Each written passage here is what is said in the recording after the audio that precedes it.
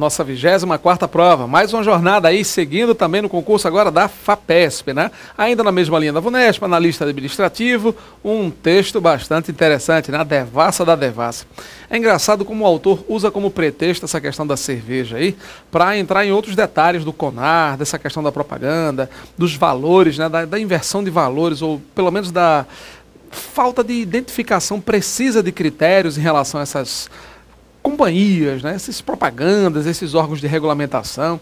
Eu vi aí a discussão entre a questão do povo de enfermagem com o povo de psicologia. Uma diferença de valores incrível, né? Você observou, né? Pois é, fazer o quê?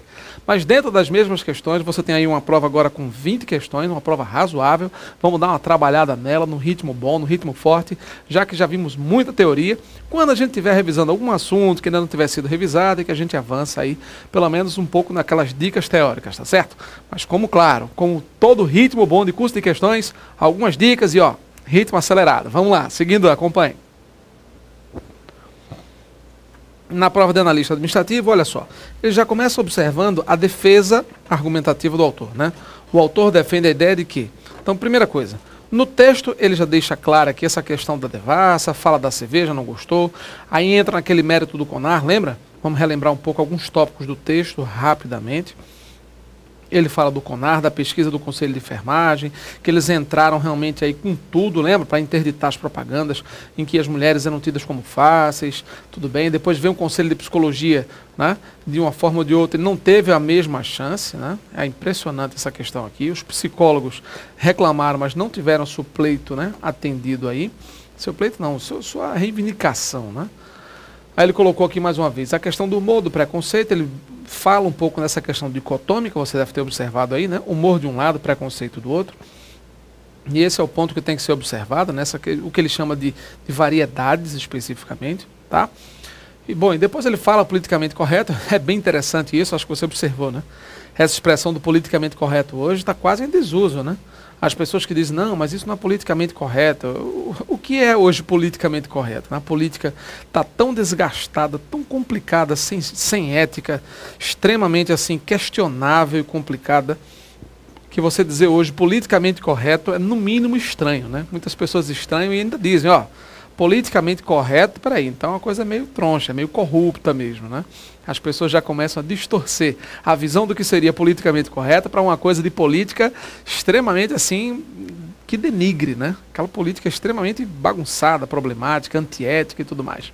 Aí hoje se fala em socioambientalmente correto, né, socialmente correto, humanamente adequado, apropriado, correto. Então, as expressões hoje são múltiplas, né?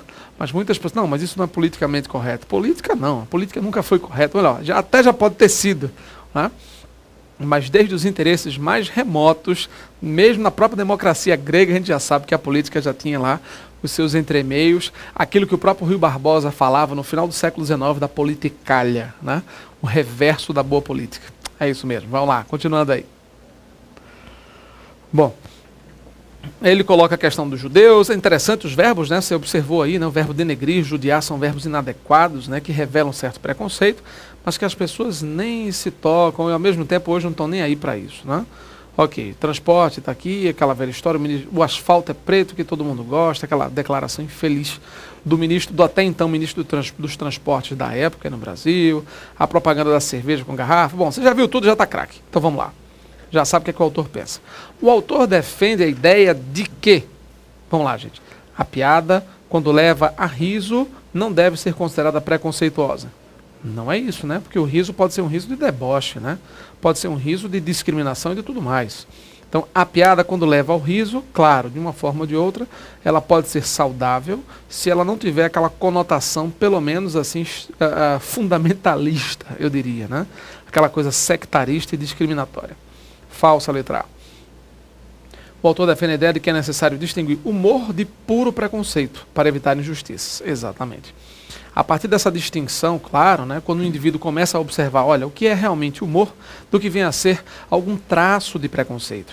Isso aí é um ponto que começa deixando bem claro, aí, na opinião do autor, do ponto de vista dele, que aquela necessidade que as pessoas têm de distinguir, de separar bem essa história.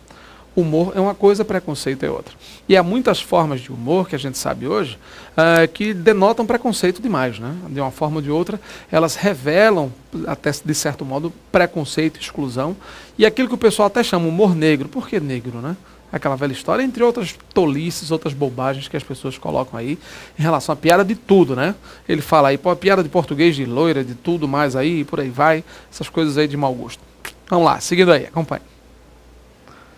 Ele coloca: é impossível evitar o preconceito, pois a própria língua é preconceituosa. Bom, impossível não, dá para se evitar. A língua não é preconceituosa, mas aquela forma como as pessoas a articulam ou a forma como as pessoas a utilizam, né?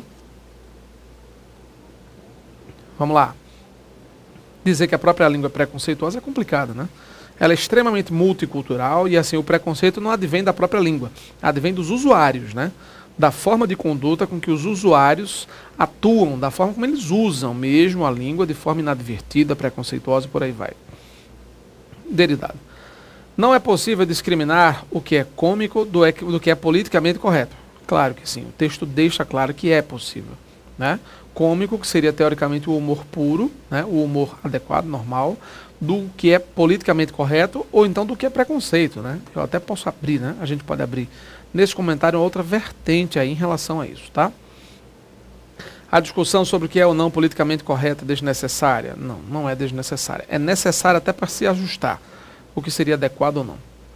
Questão 1, portanto, resposta certa, letra B de bola. Vamos lá. Questão 2. De acordo com o autor, a discussão acerca da cerveja devassa tornou-se relevante assim que... Gente, assim que é um operador argumentativo, é uma locução conjuntiva que dá a ideia de tempo, não é isso? Então é muito importante observar o valor dos operadores aí nas questões, nas frases, até porque você percebe a conotação que ele está dando, né? A discussão tornou-se relevante a partir do momento em que, quando, desde que, assim que, logo que, percebeu? Então você tem conjunções bem adequadas também para esse contexto aí, sinônimas do assim que, tá? Assim que a experimentou no aeroporto. Não, gente, a discussão não foi a partir da experimentação, né? Lembra que ele teve contato lá com a propaganda? Ó, o próprio texto fala, não, ele está aqui, ó.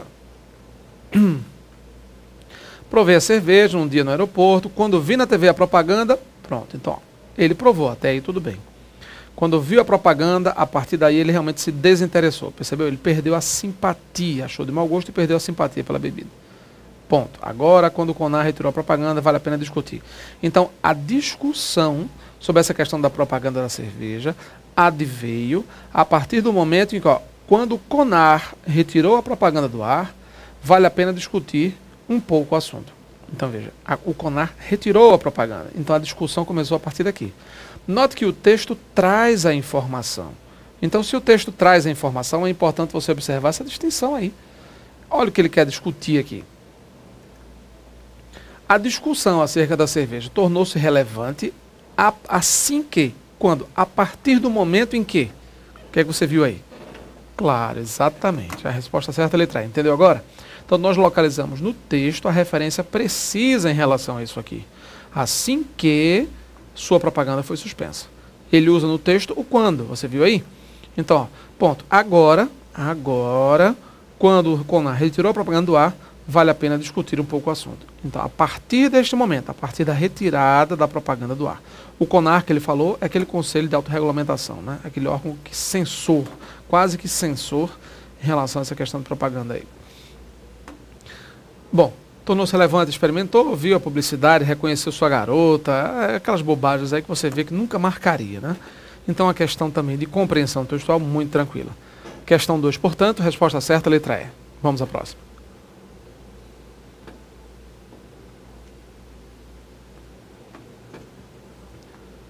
Conforme o autor, olha só, de acordo com o autor, tá? Segundo a visão dele.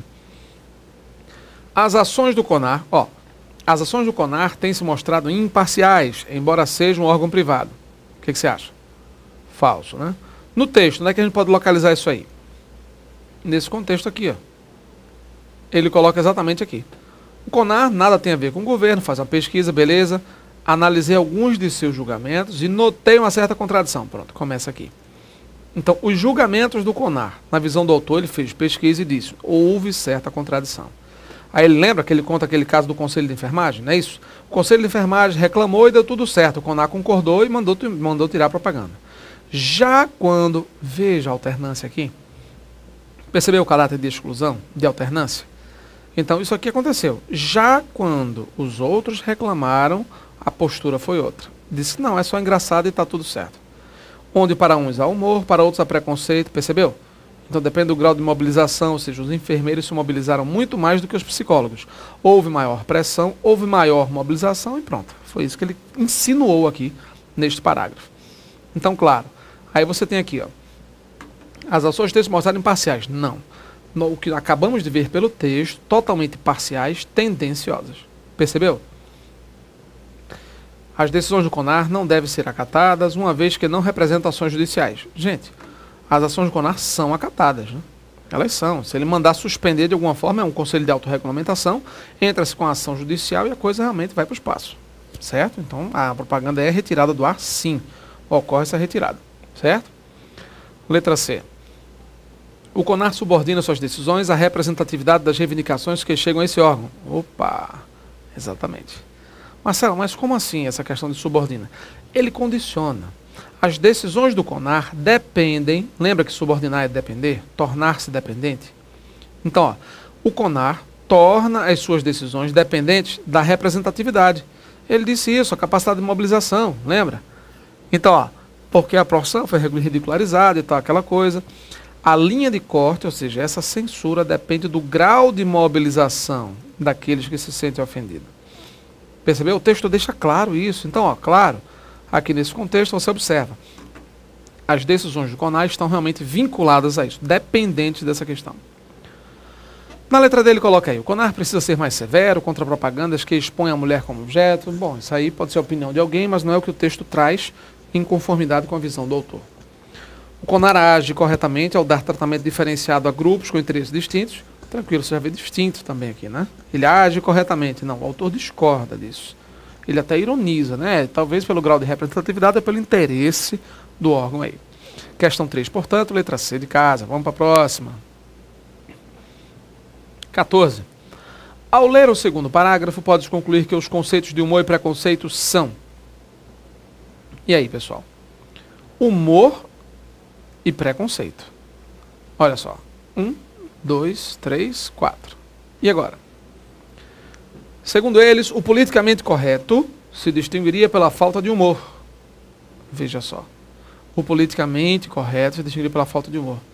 Veja só que visão, né? A questão de humor ou do preconceito, uma coisa ou outra, é o ponto em que a publicidade converge com a preferência dos jornalistas que tratam de entretenimento e variedade. Segundo eles, jornalistas, o politicamente correto se distingue pela falta de humor. Se não há humor, então é politicamente correto. Engraçado, né? Olha só, e aí, o que você acha dessa maluquice aí? Ao ler o segundo parágrafo, pode-se concluir que os conceitos de humor e preconceito são o quê? Os mesmos? Idênticos? Não. Categóricos? Firmes? Tácitos? Não. Manipuláveis. Por quê? Porque vai depender do juízo de valor de quem analisa. Percebeu? Ou seja, o CONAR observa que o humor e preconceito, de uma forma ou de outra, são manipuláveis.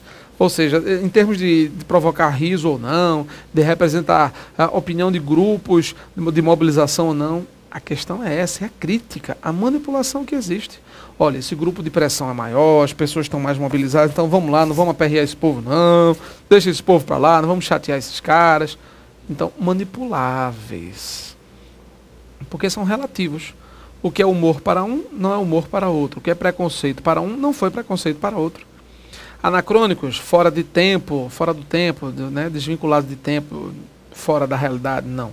Indubitáveis, sem dúvida alguma, não. Passíveis de dúvidas, não. São passíveis sim. Né? Então, nesse caso aqui, indubitáveis, está aqui. Manipuláveis, beleza. Questão 4, portanto, letra C de casa. E ele fala dessa manipulação, né? Ele critica, aí você já viu, aquela manipulação toda, essa história, dessas visões tendenciosas do conselho e tal. O cara alegar capacidade de mobilização, você viu isso? Fazer o quê? Mas é aquilo que a gente vê na prática, né? Quando você vai, uma pessoa está num curso presencial, qualquer coisa aí, sei lá, o cara vai reclamar do professor X e Y, então da aula Z, da falta, da desorganização. Quando vai um aluno, o cara enrola, vai. Quando vai um grupo de alunos lá, juntou uma turma toda, fazer pressão, a turma, não, beleza, beleza. Acho que no Brasil funciona assim, né?